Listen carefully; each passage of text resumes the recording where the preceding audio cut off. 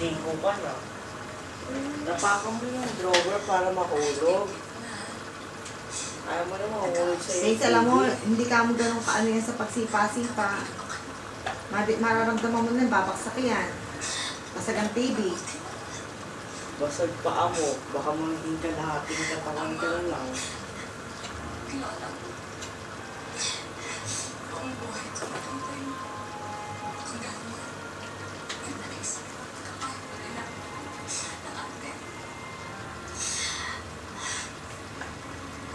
Kaya naisip ko, sana ka pa lang sa mga klaseng sakit.